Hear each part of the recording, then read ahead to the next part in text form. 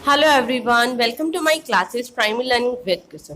देखिए, मैंने ये एक पेज लिया है। अब हम क्या करेंगे, देखिए इस पेज को हमने पहले ऐसे फोल्ड किया, फिर हमने इसको ऐसे फोल्ड किया।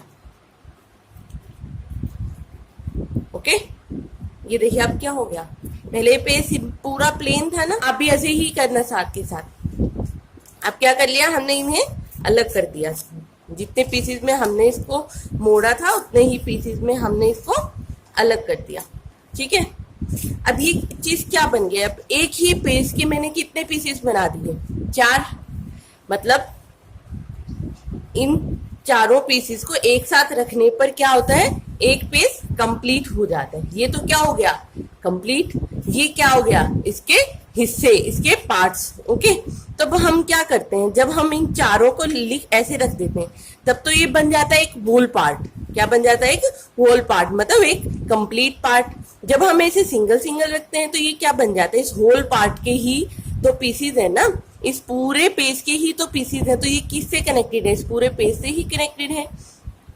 देखो हमने कितने पीसेस बना लिए, 1 2 3 एंड 4 पीसेस बन गए हमारे पास। तो हम इसे किस तरीके से लिख सकते हैं, एक हिस्से का, एक पूरे हिस्से का चौथा भाग। कौन सा भाग, 4 हिस्से किए हैं तो चौथा भाग, 5 हिस्से करेंगे तो 5वां, 8 करेंगे तो 8वां। ठीक है, अब हमने यहाँ 4 किए हैं तो क्या हो गया, एक हिस्से का 1/4 पार्ट। क्या हो जाएगा, एक हिस्से का 1/4 पार्ट। हम जितने हिस्से करेंगे उतने ही इक्वली पार्ट उसमें बन जाएंगे। हम जितने भी हिस्से करेंगे उतने ही इक्वली पार्ट उसमें बन जाएंगे। अब ये देखिए, इसको मैंने ऐसे रखा, ये भी 1/4, ये भी 1/4 और ये भी। इस तरीके से क्या हो गया, हमने इस पेज के फ्रैक्शंस कर दिए।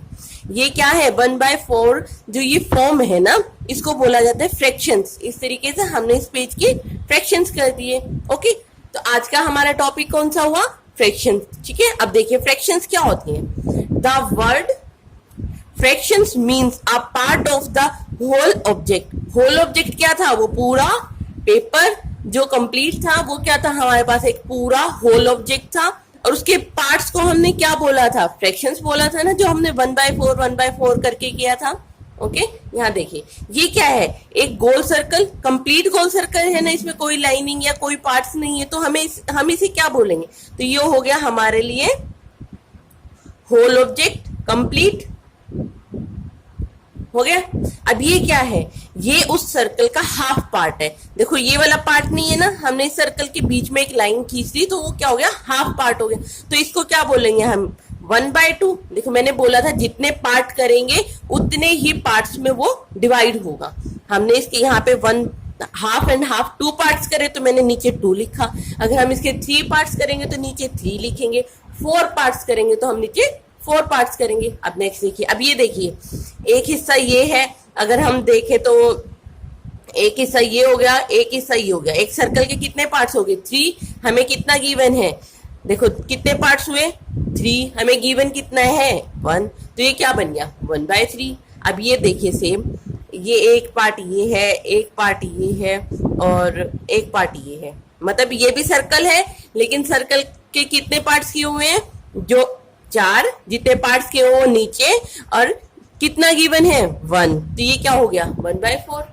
क्लियर। ये देखिए फ्रैक्शंस क्या होते हैं, numerator divide by denominator. Numerator क्या होता है, required number of equal parts. देखिए न्यूमिनेटर ऊपर वाला पोर्शन क्या था, जितने पार्ट्स हमें गिवन है। अब यहाँ देखिए हमें एक सिंगल पार्ट गिवन है तो हमने सिंगल 1 लिख दिया। अगर यहाँ पे 2 पार्ट्स गिवन होते हैं हमें, मान लीजिए एक ऑब्जेक्ट के इस तरीके से हमें ये 3 पार्ट गिवन है तो हम क्या लिखते, ऑफ कोर्स यहाँ पे भी कोई पार्ट होगा ना, होगा यहाँ पे भी। अगर हमें 3 पार्ट गिवन है तो हम लिखते 3/4।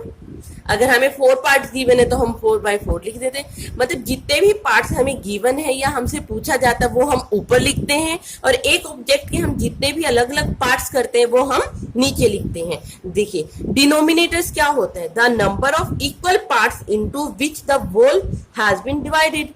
मतलब जो वो पूरा कंप्लीट ऑब्जेक्ट होता है ना, जैसे एक कंप्लीट ऑब्जेक्ट है, हम इसको जितने भी पार्ट्स में डिवाइड करेंगे वो हमेशा नीचे आता है, और जितना हमसे पूछा गया है वो ऊपर आता है।